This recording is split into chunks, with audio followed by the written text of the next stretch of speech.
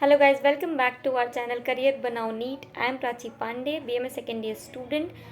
तो आज मैं अपनी पर्सनल एक्सपीरियंस शेयर करने वाली हूँ कि बायोलॉजी में मैंने 355 स्कोर कैसे किया। तो बीइंग अ नीट एस्पिरेंट सब लोग ये चाहते हैं कि आप 360 आउट ऑफ 360 बायोलॉजी में लाओ, ठीक है।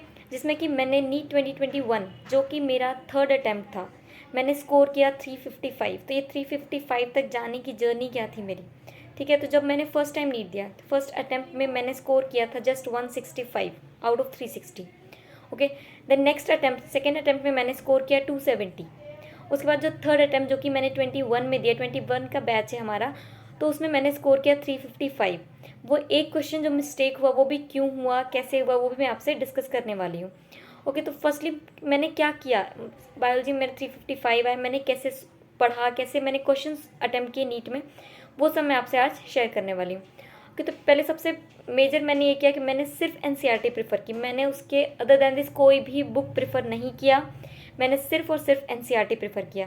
एनसीईआरटी की line to line, word to word मुझे याद हो गए थे, क्योंकि ऑब्वियसली थर्ड अटैम्प्ट था तो बहुत बार पढ़ चुके थे सेम एनसीईआरटी। आप एक बार में इतनी बार पढ़ते हो, तो थर्ड अटैम्प्ट था तो ऑब्वियसली बहुत बार पढ़ चुकी थी। जिससे क्या हुआ था कि मुझे हर पेज हर लाइन याद हो गई थी। उसके बाद क्या होता है कि उसमें जो एग्जाम्पल्स होते हैं, आपको सारे एग्जाम्पल्स बाय हार्ट होने चाहिए, क्योंकि एग्जाम्पल्स से क्वेश्चंस बहुत आते हैं। सीधा एग्जाम्पल आपको दे देता है, एक्सेप्शंस वाले एग्जाम्पल दे देगा। 4 ऑप्शन हैं तो 3 सेम एग्जाम्पल दे देता है, एक अलग दे देता है। तो इस तरह से एग्जाम्पल्स आपको तो पूरे याद होने चाहिए। उसके बाद क्या है, जो एक्सेप्शंस हैं, एक्सेप्शंस जो है ना, उसको आप कहीं एक जगह लिख के रख लो, आप जहाँ हो अपनी वॉल पे टेबल पे लगा लो। एक्सेप्शंस को आप डेली रिवाइज करो, क्योंकि एक्सेप्शंस वाले क्वेश्चन ही हमसे मिस हो जाते हैं। क्योंकि पढ़ते टाइम तो हम पढ़ लेते हैं, एक बार याद कर लेते हैं, बट क्या होता है कि वो बाद में हमसे मिस हो जाते हैं। एक्सेप्शन वाले क्वेश्चन से सबसे ज़्यादा क्वेश्चन आते हैं और वही स्टूडेंट नॉर्मल मिस कर देते हैं। तो उसको आप डेली रिवाइज करो, कहीं लिख के रख लो, कहीं पेस्ट कर लो, ठीक है। तो डेली बेसिस पे एक्सेप्शन वाले क्वेश्चन तो पढ़ो ही। नेक्स्ट अगर हम बात करते हैं कि उसमें समरी जो होती है, एनसीईआरटी की लाइन, चैप्टर खत्म होने के बाद समरी जो होती है, तो वो समरी भी आपको एक एक लाइन पढ़ना है। उसके बाद जो पिक्चर्स, डायग्राम्स, फ्लो चार्ट्स, हर पिक्चर को, हर एक पिक्चर को आपको एनसीईआरटी को ध्यान से देखना। कभी कभी तो पिक्चर भी डायरेक्ट दे देता है कि ये किस ब्रांच से है, किससे बिलोंग करता है। उसमें नीचे आपके 4 ऑप्शंस हो जाते हैं और ऊपर पिक्चर होती है सिर्फ। तो पिक्चर भी सारे आपको ध्यान से देखने, कोई भी पिक्चर भी मिस नहीं करनी। ऐसा लाइक नहीं यार ये इंपॉर्टेंट नहीं लग रहा है, बट वही क्वेश्चन में आ जाते हैं जिनको हम छोड़ते हैं, यूजुअली वही आ जाते हैं। फर्स्ट और सेकेंड अटैम्प्ट में मेरी ये मिस्टेक हुई है, मैंने कितने पिक्चर्स या फिर कितने डायग्राम्स मैंने यूँ छोड़ दिए थे कि ये नहीं यार ये ज़्यादा इंपॉर्टेंट नहीं लग रहा, बट ऐसा नहीं होता है। एनसीईआरटी का मतलब है कि आपको एक एक वर्ड, एक एक लाइन देखनी है, चाहे वो इंपॉर्टेंट लगे ना लगे, कुछ भी हो, ठीक है। उसके बाद है कि जो एग्जाम्पल्स है ना, उसको आप निमोनिक्स बना लो, कोई भी निमोनिक बना लो, क्योंकि नॉर्मल एग्जाम्पल याद हो रहते नहीं है, उस टाइम तो याद हो जाते, बाद में भूल जाते, बहुत वोलाटाइल होता है। तो आप उसके लिए क्या करो, निमोनिक्स बना लो, कुछ ट्रिक्स बना लो, ठीक है, कुछ चार्ट्स के फॉर्म में बना लो, जो भी सेल्फ करना है आपको, क्योंकि सेल्फ नोट्स जो होते हैं ना, सेल्फ नोट, सेल्फ की बनाई हुई ट्रिक्स, सेल्फ निमोनिक्स, वो हमें याद होते हैं। किसी का सुना होता है या फिर कोई बताया तो वो हम भूल जाते हैं, बट हम जो खुद से निमोनिक्स वगैरह बनाते हैं तो उस तरह से आप चीज़ें याद कर सकते हो, एग्जाम्पल्स ईजिली लर्न कर सकते हो।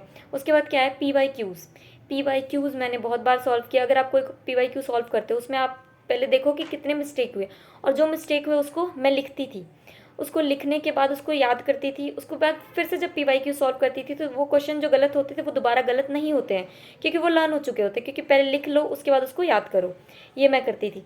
नेक्स्ट उसके बाद क्या है कि उसमें जितनी भी मिस्टेक्स, जो भी क्वेश्चन आप सॉल्व करो, सारे मिस्टेक्स को लिखो और दोबारा उसको रिवाइज करो, कहाँ आप गलत जा रहे हो।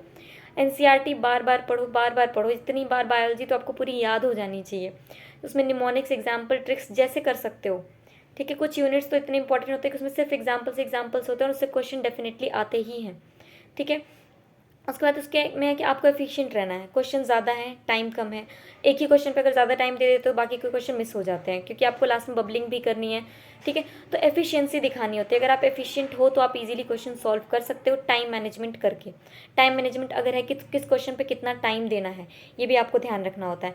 नेक्स्ट है कि आपको पैनिक नहीं होना है। उस टाइम पे नीट एग्जाम हॉल में जाहिर सी बात है कोई नॉर्मल स्टूडेंट पैनिक हो जाते हैं, बट वहाँ पे आपको पैनिक नहीं होना है। क्वेश्चन जो आ रहा है, ठीक है, नहीं आ रहा है, आगे बढ़ो, बट उसको बाद में देखो। एक ही क्वेश्चन की वजह से आपको पैनिक नहीं हो जाना कि यार अगर लाइन से अगर 2-3 क्वेश्चन नहीं आ रहे, आप पैनिक हो जाते हो, यार मुझे तो इतने नहीं आ रहे, तो वो चीज़ नहीं करनी है। उसके बाद अभी जैसे सेक्शन बी, तो सेक्शन बी से बहुत एफिशिएंटली क्वेश्चन चूज़ करना है कि कौन सा हमें उसमें छोड़ना और कौन सा अटेम्प्ट करना है, ओके। तो ये चीज़ें आपको ध्यान रखनी है। अब जैसे एक क्वेश्चन मेरा रॉन्ग हुआ, वो क्यों हुआ, वो जब मैंने बाद में जाके देखा ना, वो क्वेश्चन मुझे आता था। वो गलत कैसे हुआ कि उसमें पढ़ने में अब आपको ध्यान क्या रखना है कि क्वेश्चन को पहले तो केयरफुली पढ़ना है। किसी क्वेश्चन में जैसे नॉट दे देता है, किसी में नहीं, वो तो वो वर्ड हमसे छूट जाता है जल्दी में लास्ट में। तो वही मिस्टेक मुझसे हुई कि वो एक क्वेश्चन मैंने ध्यान से पढ़ा नहीं। फिर जब मैंने घर जाके पेपर देखा, फिर मैंने जब उसको ध्यान से देखा, तो वो उस क्वेश्चन का आंसर मुझे आता था। बट वो क्यों गलत हुआ, क्योंकि मैं थोड़ी लास्ट में पैनिक हो गई कि यार बबलिंग भी करनी है, और उसको मैंने जल्दी में पढ़ा और जल्दी मैंने ऑप्शन टिक करके बबल कर दिया। तो उसको आपको नहीं करना है, पैनिक नहीं होना है। क्वेश्चन बहुत केयरफुली पढ़ो, एक बार दो बार पढ़ो, बट बहुत केयरफुली पढ़ो उसमें, क्योंकि क्वेश्चन में ही ऐसे नॉट वगैरह लगा के ऐसे दे देते हैं जिससे कि नॉर्मली एक स्टूडेंट स्किप कर जाता है जल्दी जल्दी में। तो वो चीज़ आपको नहीं करनी है। और जो आंसर आप चूज़ कर रहे हो उस पर आपको कॉन्फिडेंस रखना है, ठीक है। तो अगर आप क्वेश्चन आंसर लिखने में कॉन्फिडेंट रहते हो तो आप इजीली सॉल्व कर पाते हो। अगर है कि दो दो ऑप्शंस होते हैं, उनमें कभी कभी हमें कन्फ्यूज़न होती है, तो वो कन्फ्यूज़न नहीं रखनी है। अगर आपको नहीं समझ में आ रहा, आगे बढ़ो, एक ही क्वेश्चन पे अटकना नहीं है, और जो ऑप्शन आपने चूज़ किया बी कॉन्फिडेंट, ठीक है। तो इस तरह से आपको पढ़ना है, इस तरह से पूरा पेपर सॉल्व करना है। आप डेफिनेटली बायो में 350 प्लस स्कोर कर सकते हो। ओके, तो नेक्स्ट ऐसे एक्सपीरियंसेस मैं आपसे आगे और शेयर करने वाली हूँ। तब तक हमारे चैनल पे बने रहिए। अगर आप हमारे चैनल पे नए हैं तो हमारे चैनल को सब्सक्राइब करिए, हमारे वीडियोज़ को लाइक करिए, हमारे टेलीग्राम चैनल को भी ज्वाइन करिए। Thanks for watching.